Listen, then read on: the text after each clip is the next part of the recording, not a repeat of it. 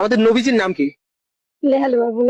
একটা অসুস্থ প্রজন্ম তৈরি হয়েছে। রোজা রয়েছে বাট এটা তো ট্রেন্ড, দ্যাটস ওয়াই। রোজা থেকে সংযম করতে হয়, ঠিক আছে, বাট মাঝে মাঝে আনন্দ করাটা it's okay, Allah will understand I guess. আমি ভাষা হারিয়ে ফেলছি বর্তমানে।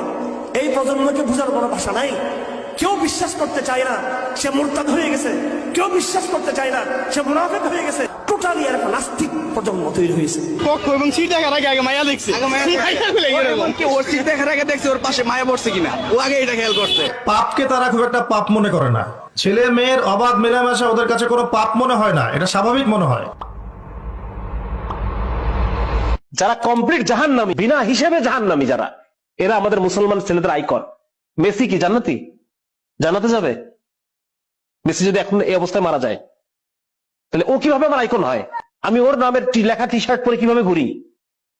তার প্রতি আমার ভালোবাসা কিভাবে জন্মায়?